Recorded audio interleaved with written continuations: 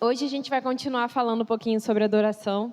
E aí eu peço para os irmãos abrirem lá em João, capítulo 4, versículo 22. 22 ao 24, rapidinho. E diz assim: Vós adorais o que não sabeis. Nós adoramos o que sabemos, porque a salvação vem dos judeus. Mas a hora vem, e agora é, em que os verdadeiros adoradores adorarão o Pai em espírito e em verdade, porque o Pai procura a tais que assim o adorem. Deus é espírito, e importa que os que o adorem em espírito e em verdade. Essa palavra o pastor trouxe, e eu estava até revisitando as mensagens que a gente trouxe esse mês, porque, como o pastor lembrou, aqui foi o mês todo de adoração, né? E não foi o suficiente, mas ao mesmo tempo eu fiquei meio perdida com medo ou de trazer coisa repetida, ou de, sei lá, de fugir do assunto. Mas é impressionante como a palavra de Deus é profunda, assim, como de fato conhecer a Deus é uma coisa que não tem fim, não é à toa que a gente vai passar a eternidade fazendo isso. E eu queria fazer uma retrospectiva do que a gente viu até aqui, né? Então, a gente aprendeu que adoração, na palavra, né, original, leva a prostrar-se em terra, a curvar-se, a se render diante de uma autoridade. Também tem o sentido de trabalhar, de serviço, de oferta viva, né, uma oferta ativa, fazendo, de fato, algum serviço para aquilo que se adora. Não é só louvor, né? Adoração e louvor não são a mesma coisa, mas o louvor é sim um ato de adoração. Mas o louvor é elogiar, isso pode ser aplicado a outras pessoas, até como a pastora trouxe aqui no domingo passado, que eu vi, tá vendo? Eu vi. Eu não estava aqui, mas eu vi no YouTube. E que justamente a gente pode apregoar, louvar, né, a pessoas, a coisas, porque é um elogio, mas a adorar de fato é somente ao Senhor. E a gente também aprendeu que a gente adora a Deus pelo que Ele é, não pelo que Ele faz, e que devemos adorar em espírito e em verdade. E a gente pode se deparar às vezes com alguns argumentos de não crentes, se questionando assim: nossa, mas que Deus carente? Se Ele é tão autossuficiente, por que Ele fica com raiva de eu não querer adorá-lo, de eu adorar outra coisa, né? Qual é o sentido disso? Que Deus mais carente é esse? Se Ele é tão poderoso assim, se Ele é tão autossuficiente assim, por que Ele tem essa necessidade de atenção? Como se adorar fosse de dar atenção, né? Mas é muito além disso. E já começa pelo ponto de que o homem existe para adorar a Deus. E aí eu peço para abrir lá em Efésios, capítulo 1. Vamos ler o versículo 5 e 6. E diz assim: E nos predestinou para filhos de adoção por Jesus Cristo para si mesmo, segundo o beneplácito de sua vontade, para louvor da glória da sua graça, pela qual nos fez agradáveis a si no amado. E para isso o Senhor nos chamou. O Senhor nos chamou não só para nos salvar, mas para que a gente reconhecesse essa salvação. E só o fato de a gente reconhecer essa salvação, quando de fato a gente reconhece, já é adoração. A gente já se rende, porque não tem como a gente ser salvo se a gente não se rende a isso, não se rende à graça que é irresistível do Senhor. E mais um texto que diz lá em Lucas, capítulo 1, versículo 72. Diz assim: Para manifestar misericórdia aos nossos pais e lembrar-se da sua santa aliança e do juramento que jurou a Abraão, nosso pai, de conceder-nos que, libertados na mão de nossos inimigos, o serviríamos, ou na versão da NA diz, o adorássemos sem temor, em santidade e justiça perante Ele, todos os dias da nossa vida. Até o ato de adoração, a oportunidade que a gente tem de se prostrar diante do Senhor é um presente. De adorar sem temor. Não é sem temor, que sem respeito. É um temor de medo mesmo. Porque quando a gente vai lá ver Daniel, quando ele se encontra, né, com o Senhor, com Cristo, né, com o mensageiro do Senhor que vai ali falar com ele, ele cai como morto. Quando Moisés se encontra com a presença de Deus ali na sarça ardente, ele corre de medo. Quando o povo lá no Egito não, no deserto, vai receber os 10 mandamentos, né? E Deus fala que vai anunciar ao povo e fumega todo o monte, porque tamanha é a poderosa presença de Deus, o povo corre com medo. Mas, por graça, o Senhor nos dá a oportunidade de nos prostrarmos diante dele sem temor. Mas a gente precisa voltar. Por que o pessoal corria de medo? Por que era uma coisa tão pavorosa? A gente vai ter tantas passagens na Bíblia, quando as pessoas chegavam diante da divindade, que então elas entendiam que era aquilo que elas gostavam, que elas amam, né? A gente, às vezes, muito mal comparando, mas se a gente vê uma pessoa que adora um santo, ela não corre da estatuazinha, né? Ela está ali, ela dorme com ela. Eu, quando era católica, eu dormia com as minhas estatuazinhas. E, então, assim, com as minhas bruxinhas, porque eu também adorava bruxinha. Cada uma era de uma coisa. Esperança, paz, prosperidade, sei lá, cada uma de uma cor. Era lindo, mas pecaminoso. E aí, não comprem. Meus cristais, essas ondas todas eu já fui. E aí, eu não tinha medo dos cristais, porque eles não apontavam para mim qual era o meu erro, qual era o meu pecado e qual era o mal da minha natureza, qual era a minha corrupção. E Deus, ele não vem como uma pessoa julgando você do nada, já apontando. Ele não precisa. Quando a gente se depara com a santidade de Jesus, a gente já se constrange. Quando a gente se depara de verdade. E isso incomoda demais. E a gente pensa, meu Deus, eu não posso nem tocar. Eu não tenho como me achegar a um ser desse. E é tão poderosa a sua presença que meu corpo não é capaz nem de suportar. Eu vou morrer. Quantos profetas, quando se depararam com o Senhor, não falaram isso? Meu Deus, eu vou morrer porque eu sou impuro. Eu vou ser fulminado aqui. Não é à toa que Deus não está aqui, Ele está aqui, mas não em sua completa natureza, porque senão a gente de fato morreria. O nosso corpo foi tão corrompido, foi tão quebrado pelo pecado, que a gente não tem capacidade de estar no mesmo ambiente que Deus.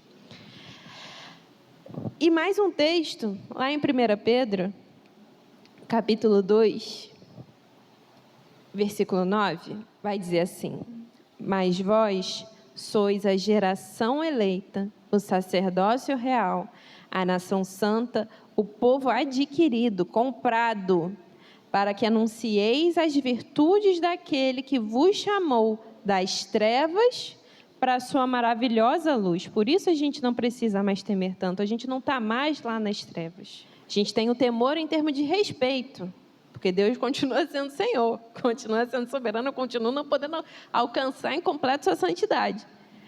Mas Ele nos resgatou. O único que poderia nos abominar, nos jogar para o quinto dos infernos, Ele nos buscou, nos limpou, tirou todos os carrapichos e botou a gente com uma nova veste, com uma nova esperança, com uma nova vida, para que assim a gente pudesse se achegar a Ele e se prostrar e adorar sem temor. Porque nem sozinho a gente consegue isso.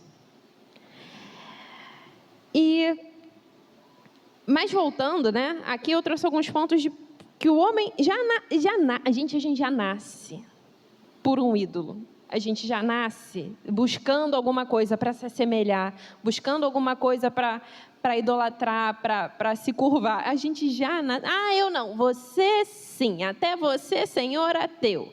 Todo mundo faz isso. Todo mundo é fã de uma banda de rock da vida. Todo mundo.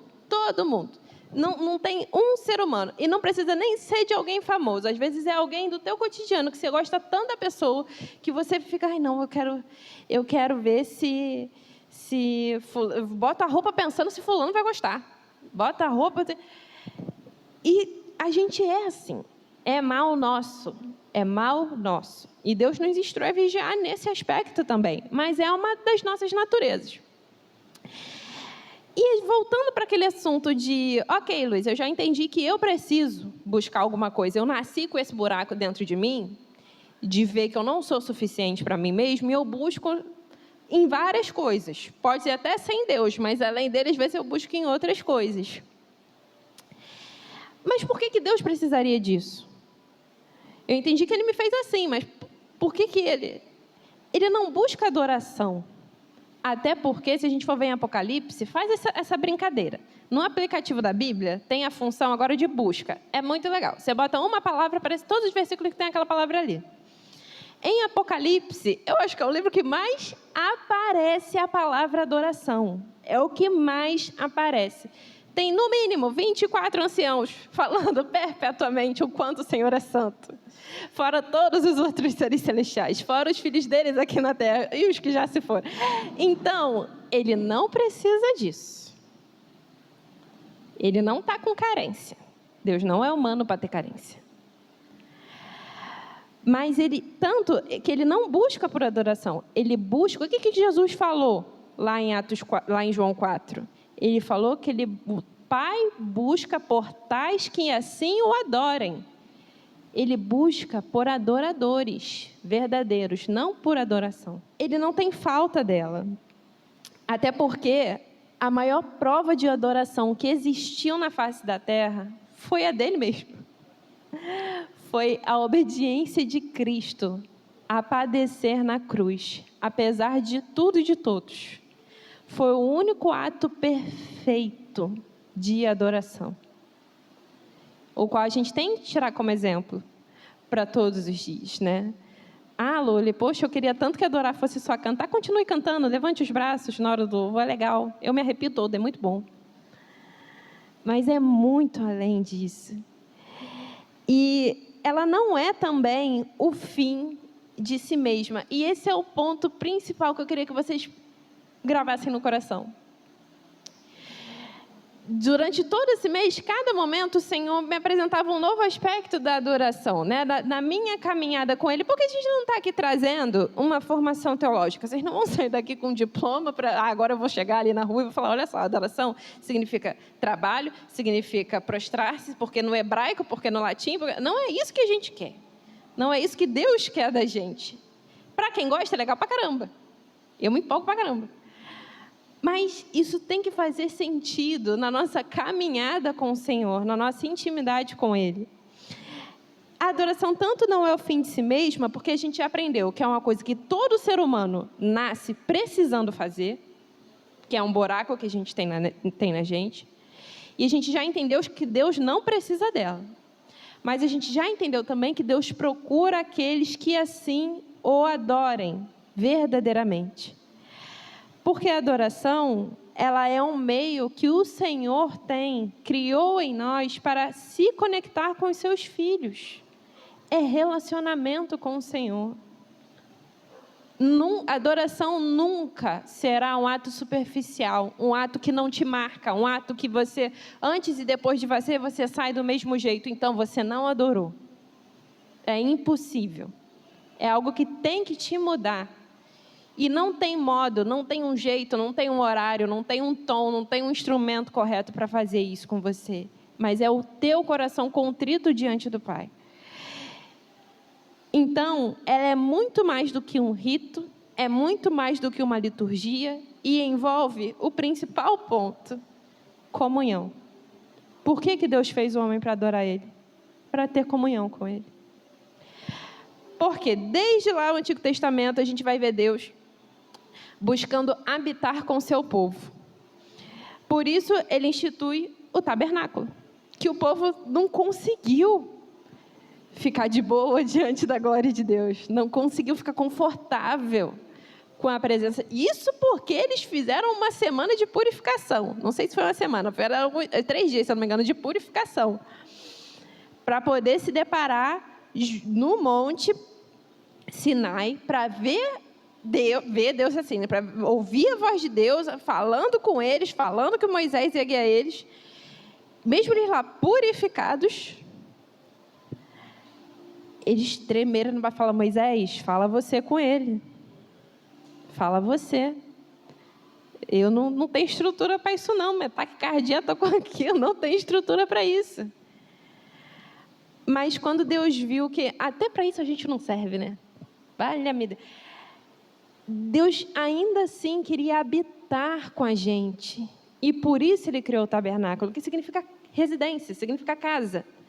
Então Deus já desceu lá desde o Antigo Testamento, desde a eternidade. Mas, para ficar mais claro, lá no Antigo Testamento Ele desce da sua glória e vai habitar no Santo dos Santos. Que para a gente, humanamente, é até um treco legal pra caraca. Se a gente for ver a estrutura do Templo de Salomão, né, depois, que tinha um véu, que tinha sei lá quantos pés de altura e sei lá o quê. Mas, gente, diante do Deus que com a menor facilidade fumegou o Monte Sinai e criou tudo, Ele escolheu habitar ali, num quadradinho, para que o povo pudesse se relacionar com Ele. Ele abdicou desde muito tempo da sua glória. Ele se humilha desde muito tempo para chamar não para chamar a nossa atenção como uma pessoa carente, mas para que a gente se atente a Ele, para que a gente tenha uma nova oportunidade diária de encontrar com esse Deus e de ter um momento de comunhão com Ele. Não é vir para a igreja, nunca foi. Não é fazer um rito uma vez por ano, ir lá no Santo dos Santos e se purificar. Não é dar uma oferta milionária, não é vou viver para missões, não é isso. É todos os dias você abrir as portas do seu coração para encontrar com esse Deus.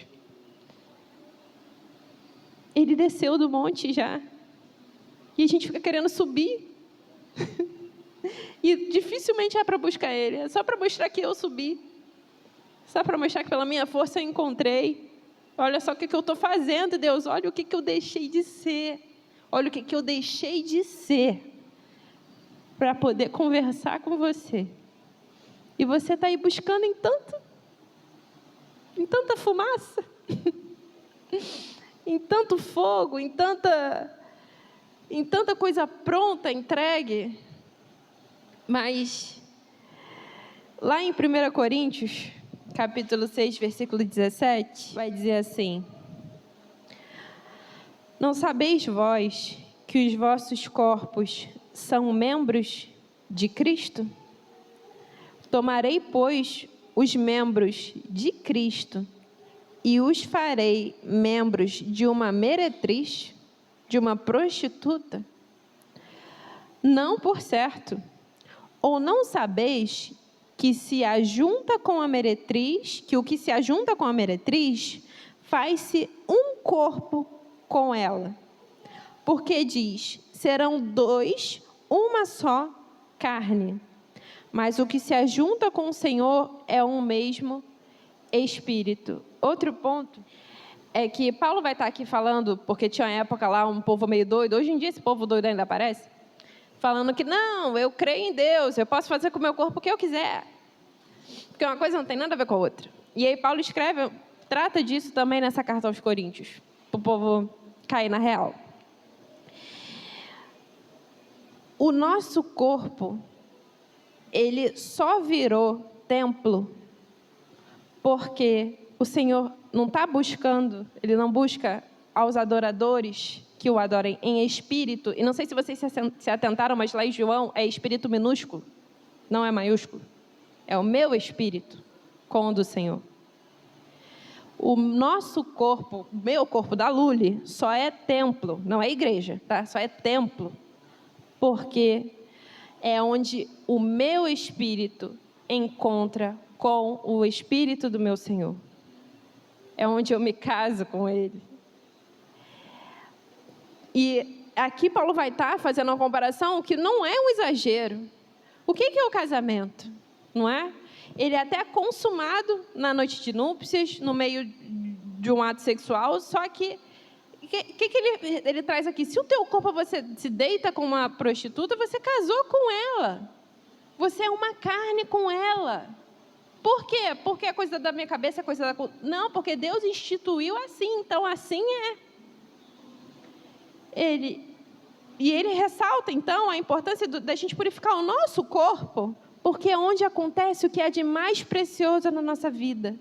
É onde o meu espírito se torna um com o Espírito do meu Senhor. É isso que Paulo fala aqui, né? Glorificai, pois, a Deus no vosso corpo e no vosso espírito, os quais pertencem a Deus. Calma aí, que eu... No 17. Mas o que se ajunta com o Senhor é um mesmo espírito, é um só. Do mesmo jeito que quando a gente casa é uma só carne, o meu espírito, quando adora ao Senhor, é um só espírito com Ele. Por isso meu corpo virou templo. Porque Ele guarda a relação mais preciosa que eu tenho na minha vida. Porque é onde eu posso me relacionar com Deus. Não é lugar, não é monte fumegando. Olha onde Deus decidiu parar. Só para se relacionar com a gente. Nessa podridão aqui.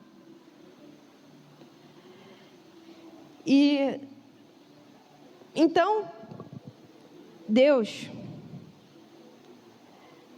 Ele reforça em nós que toda a comunhão, que é o cerne da adoração, se dá no plano espiritual.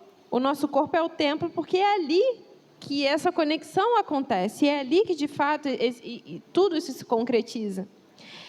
Então, Deus, que deseja ter um relacionamento com cada um de nós, criou o homem para buscá-lo. E vocês vão entender melhor isso tudo. Não para uma busca sem resultado, mas que nos leva a encontrá-lo. Então, para adorar, eu preciso buscar. Ou seja, Deus nos criou para buscar, para termos essa necessidade de busca pelo divino, pelo transcendente, para que justamente isso fosse uma ferramenta de encontrá-lo. E assim Ele habita em nós, e dentro de nós Ele nos permite adorá-lo, por meio do Espírito. Mas isso me fez lembrar, para ficar um pouquinho mais claro, como Deus cuida perfeitamente de tudo, cara. Tem chamados reflexos primitivos. Aí eu vou ter que ir lá para... Não aguentei. Reflexos primitivos. Não sei se já é muito fofinho. Bebezinho, quando nasce, quando você coloca o dedo na mãozinha dele, ele fecha. Todo mundo fica, ai, que lindo, ele me ama. É um reflexo. Ele não sabe o que ele está fazendo aquilo. Desculpa. Dá um minuto para vocês. Desculpa. Eu também fiquei chateada quando descobri isso, mas fazer o quê? Então, a gente nasce com esses reflexos primitivos. Vai ter o de pegar o dedinho, vai ter o de caminhar, que o pessoal fala, eita, fulano já nasceu andando, que o bebezinho fica... É reflexo do bebê. Mas me veio na hora 2 reflexos que são muito... que me ajudaram a entender por que Deus, não precisando de adoração, fez o homem nascer com a necessidade de ser um adorador. O bebê tem um reflexo que é o reflexo de sucção. Quando... É difícil, mas eu lembro disso da filmagem do dia que eu nasci. A pediatra pegou o dedo mindinho e botou no céu da minha boca. E eu lembro que eu via isso pequena e depois na faculdade isso me esclareceu. É um reflexo de sucção. Tudo que encosta no céu da boca do bebê, ele vai chupar. Porque ele não sabe que ele tem que chupar. Ele não sabe que ele tem que mamar. Ele não sabe que ele tem que viver. Né? Ele não sabe o que está acontecendo. A atmosfera dele mudou completamente. Estava quentinho, está frio, está mó barulheira aqui fora, não sei onde está minha mãe, quem é minha mãe. Então, assim, já sai na mão de um monte de médico. E aí, um dos reflexos é esse, de coloca o dedo no céu da boca, tudo que encosta no céu da boca do bebê, ele chupa. Isso facilita que quando o bico do peito encoste no céu da boca dele, ele chupe. Mesmo sem ele saber que ele precisava fazer aquilo. Outro reflexo que foi o que mais me fez entender a adoração é o reflexo de busca ou voracidade. Tudo que encosta na bochecha do bebê faz ele virar e abrir a boca. Tudo, pode testar. Qualquer bebê recém-nascido, tá? Porque depois a gente perde isso. Encosta assim, já busca. Tanto o pessoal fala, nossa, estava com muita fome, né? Quando bota no peito, nossa, pegou o peito. É reflexo. Ele não sabia que era o peito da mãe, ele não está com muita fome, ele nem sabe o que é fome. Desculpa, mais um minuto. Se acompanha. Desculpa, gente. Desculpa. Esqueçam tudo. Só foca na parte da adoração, tá bom? Depois, o bebê ama vocês, o bebê estava com fome. Tava... Mas olha a beleza disso. A gente já nasce com um reflexo que nos faz buscar pelo alimento. E quando a gente busca, a gente acha e a gente chupa. Por causa do outro do céu da boca. E Deus faz a gente nascer assim. Aí você fala, por quê? Para a gente viver. Para a gente sobreviver. Por isso, o Deus, que a mãe também, não precisa que o filho a ame. Não precisa que o filho a busque. Mas o filho precisa buscar para sobreviver. Por isso Deus nos fez adoradores. Ele não precisa da nossa adoração. A gente precisa para sobreviver. Porque é uma das necessidades que nos faz buscá-lo. E Ele, como Deus piedoso e misericordioso, se mostra presente. E escolhe habitar, deixando toda a sua glória nesse corpinho feio. Fraco e imundo. Corrupto toda a vida. Por isso o Senhor nos fez assim, que a gente não consegue viver sem Ele. Mas pode ser que, se você botar o seu dedo na bochecha do bebê, ele vai, e com a boca no seu dedo, vai chupar o teu dedo. Você vai falar, nossa, ele está com muita fome. Não, até pode estar, mas assim, é o reflexo, ele precisa buscar alguma coisa. E às vezes, ele não sabe se aquilo é o peito da mãe ou se não é. Se a gente der leite de cabra para a criança, ela não vai saber. Se a gente der suco de laranja, ele não vai saber. Se a gente botar ele para mamar, gente, assim, é para entender, para entender a gravidade da coisa real. Se a gente bota ele para mamar num macaco, num cachorro, ele vai mamar. Ele não sabe, ele não entende, mas ele tem essa necessidade da busca, e foi o que foi apresentado para ele. Quando ele começa a tomar consciência, né, enfim, mas é só para vocês entenderem, a gente tem essa necessidade. E nem sempre a gente usa ela para buscar a Deus. A gente vai buscar o leite da cachorra. Entendeu? Bom que ninguém vai esquecer mais. Não busquem o leite da cachorra. Mas a gente já nasce com esse buraco. E a gente vai tentar, por sobrevivência, por anseio da nossa alma, preencher isso com tudo que aparecer na nossa frente. Vai ter gente que vai levar para comida e vira um distúrbio alimentar. Vai ter gente que vai levar para trabalho e a pessoa ganha um burnout da vida. Vai ter gente que vai levar para procedimento de beleza e a pessoa fica toda transfigurada. Porque o único ser digno de ser adorado é o Senhor. É o único no qual a gente vai se beneficiar ao adorar. Qualquer outra coisa que a gente se propõe a adorar no lugar do Senhor, ou junto com Ele, né? Que às vezes fala, não, eu adoro Ele e outra, ou junto com Ele, vai acabar com a nossa vida. Vai nos destruir, vai matar a nossa vida espiritual com o Senhor. O Espírito de Deus não divide espaço. Pensa só, o meu corpinho feio, né, o templo, com o meu casamento com o Espírito do Senhor, do meu Espírito com o dele, por que eu vou chamar outro para dentro de casa? A gente muito mal gosta de uma visita. Quando a gente casa, a gente não tem até o período da lua de mel, o período de não receber visita, o período que a gente está ainda assim se entendendo um com o outro. Ou que a gente realmente só quer ficar sozinho com a gente? E por que o Senhor é a casa da mãe Joana? É uma república de faculdade federal.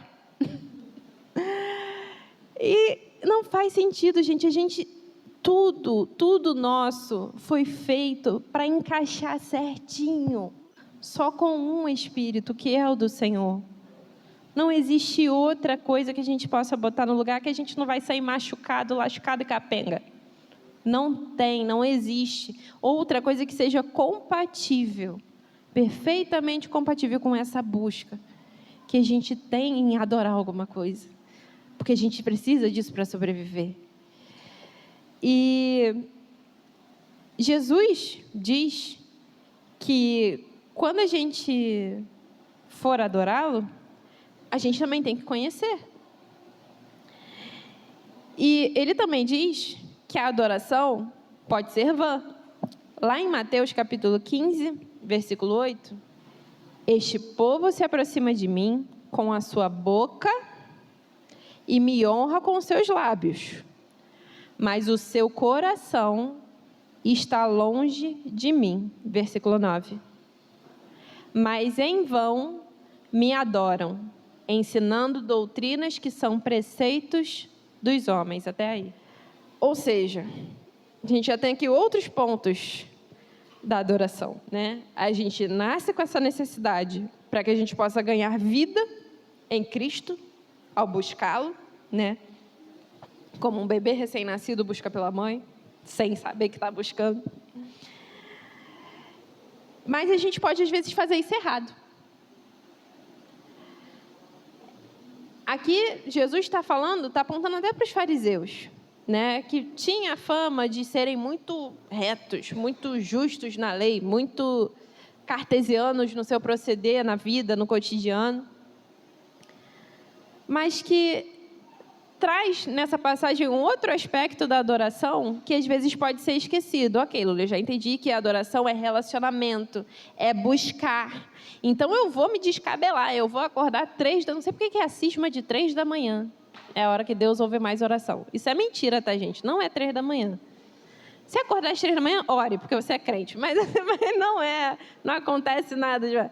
Mas, Lula, então, em um ato sacrificial aqui, para eu sentir que eu estou adorando de verdade, eu vou ouvir louvor todo dia. Eu vou fazer devocional 30 vezes no dia.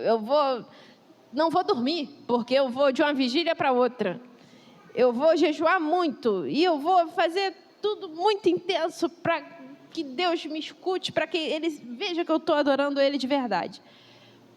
Calma. Pode ser. Tudo isso pode de fato ser adoração. Mas se não tiver com o coração em cada uma dessas coisas que você faz dizendo que está adorando ao Senhor, é vã. É mentira. Não é. É um rito. Você não está se relacionando com Ele. Até porque se relacionar não envolve só você falar. Né? Às vezes a gente fala, não, eu adoro o Senhor porque eu estou...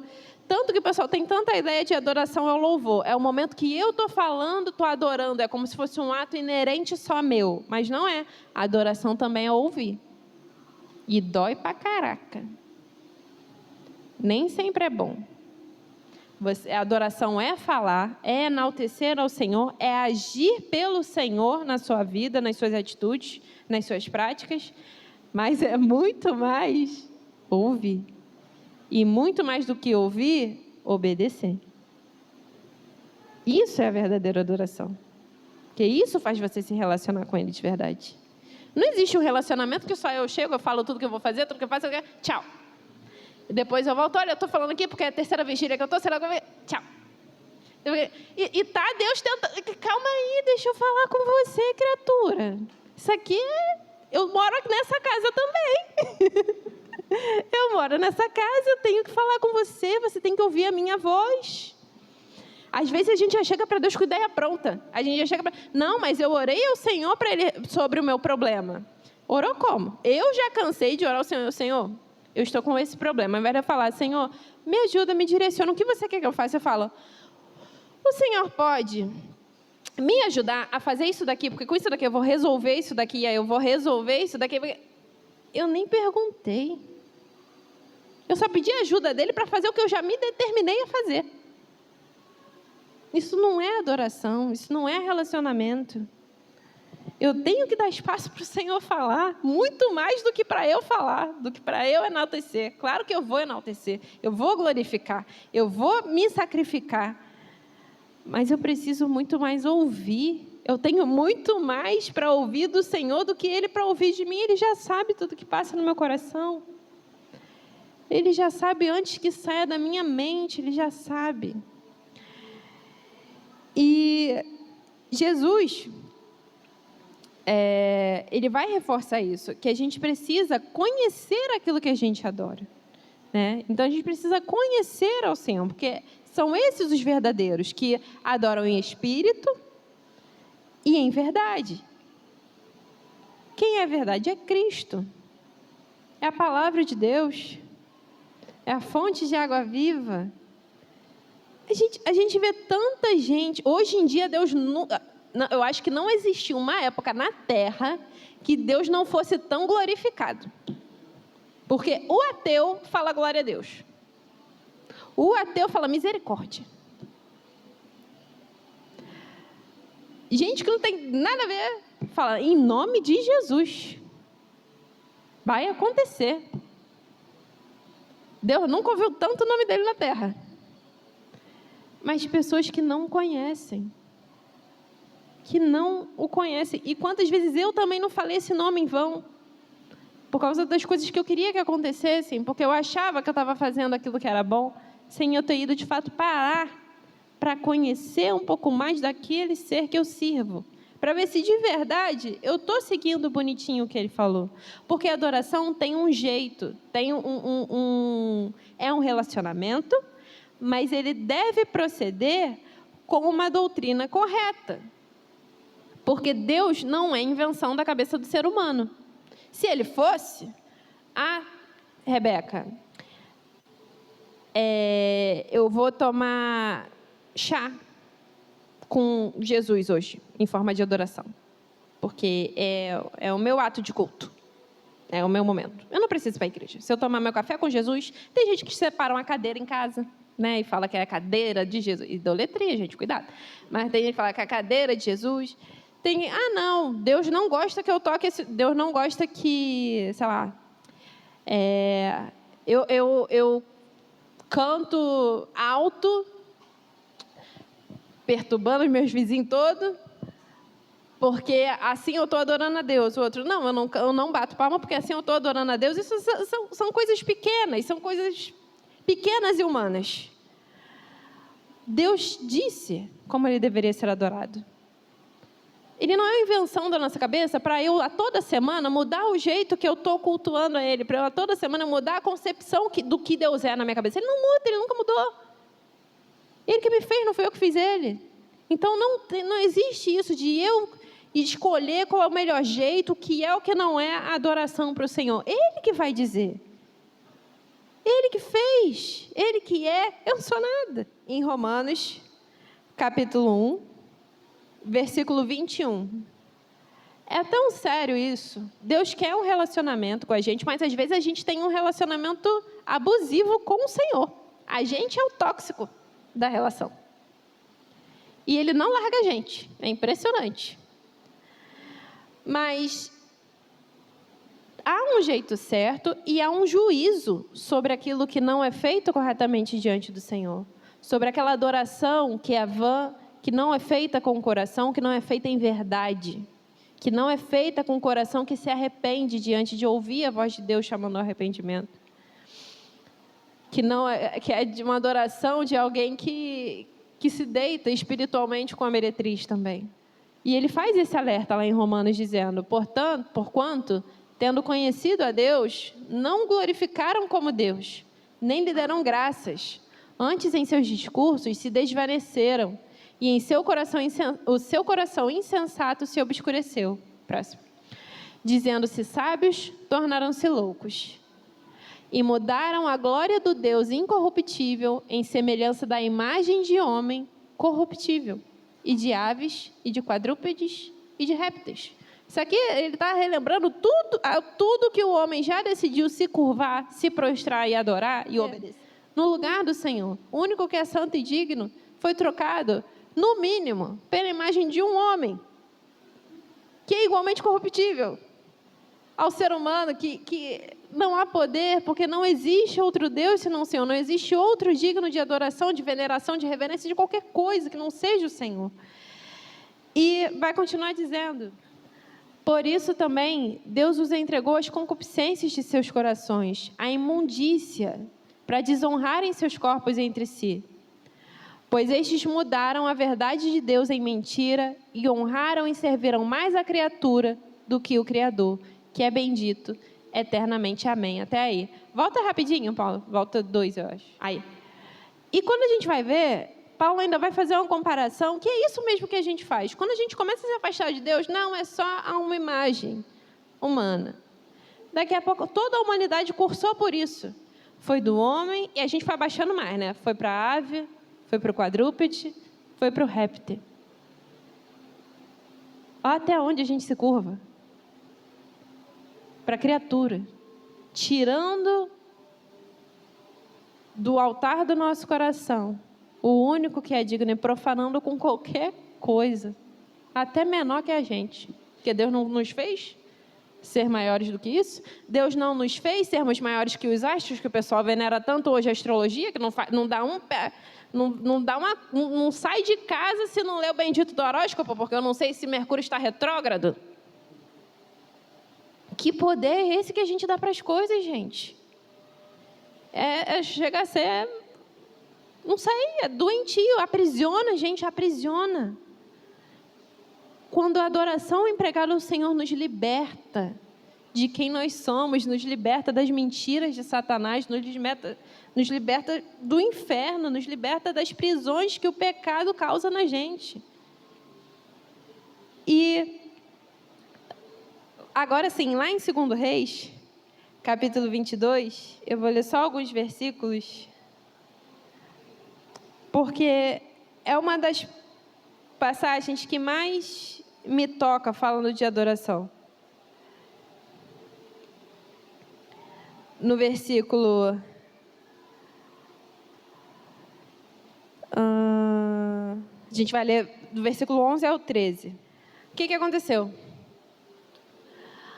O povo tinha se desviado do Senhor, e quando ele estava na época dos reis, né? Tinha rei bom, tinha rei mau, que governava sobre o povo de Israel, e nasceu o rei Josias. E o rei Josias vai dizer que ele era bom, mas ele não foi criado na doutrina certinha, porque desde seus pais já tinha tido uma corrupção muito grande.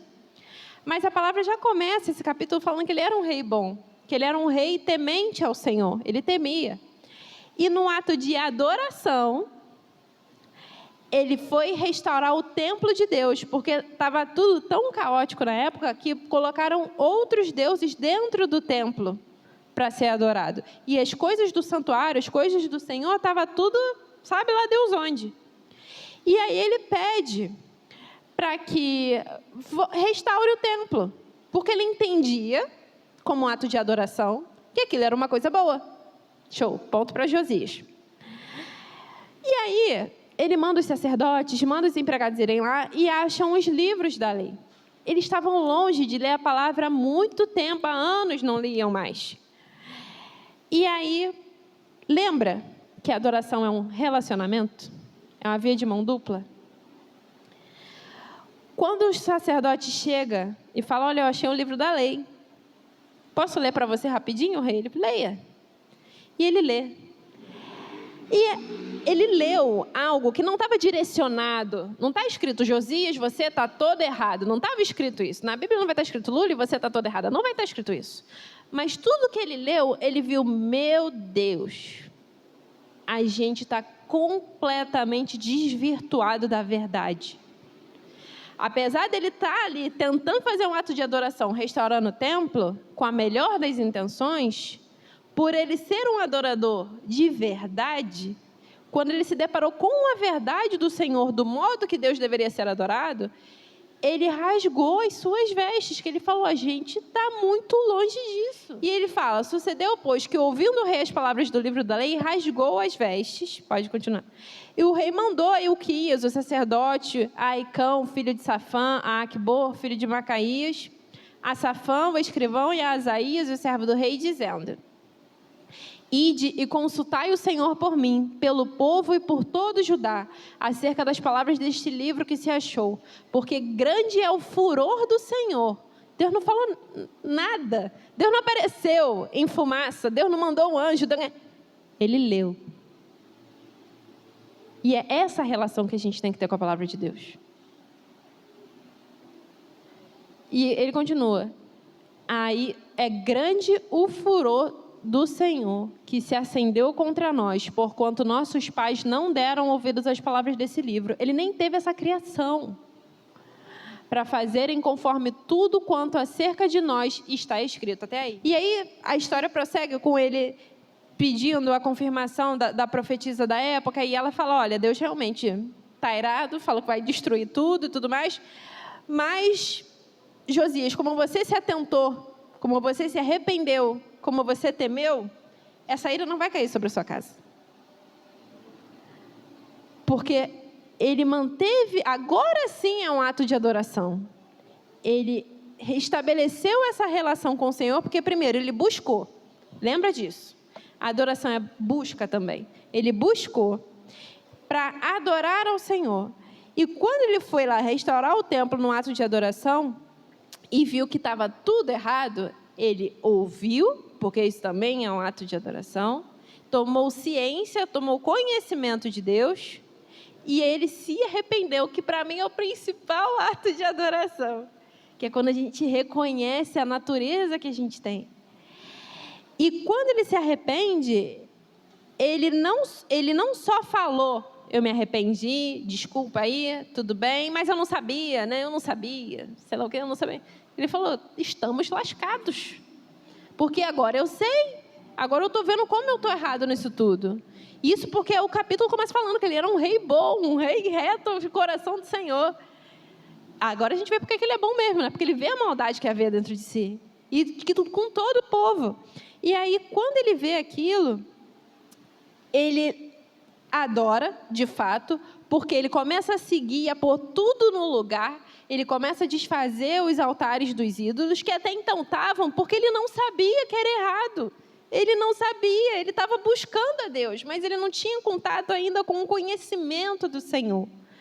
E agora sim a adoração aconteceu, porque aconteceu a busca, aconteceu o conhecimento e aconteceu a obediência. E aí, a adoração é o último ponto que eu queria tratar aqui com a gente. Ela não pode parar na gente. Um verdadeiro adorador não adora sozinho. Ela não se contém só dentro da gente. É impossível, é impossível. Ela tem que ser notada pelas pessoas ao nosso redor. E foi isso que Josias fez. Como rei, ele tirou todos os altares dos ídolos e levou todo o povo a adorar ao Senhor. Não com a arma na cabeça deles, não. Ele fez a mesma coisa que Deus fez com ele. Ele leu. Ele reuniu todo o povo para ler o livro, para ler a palavra do Senhor. Para apresentar ali as diretrizes do Senhor. E ali todo o povo se arrepende e todo o povo adora. De um ato de busca. De um ato de adoração. Toda uma nação, toda uma geração foi salva, porque o juízo caiu sobre a geração seguinte. Olha o poder disso. Do simples ato de adorar. Salvou toda uma geração. E hoje, salva milhares de vidas. Porque a gente também só pode adorar por meio de Cristo Jesus. A gente só pode adorar quando é em espírito, que não é rodar no poder, é muito além de rodar no poder, de falar em línguas, de qualquer manifestação que a gente possa entender como uma coisa espiritual. Mas ela é em espírito, ela é aqui dentro, ela tem que ser de coração e ela tem que ser de verdade. E quem é a verdade?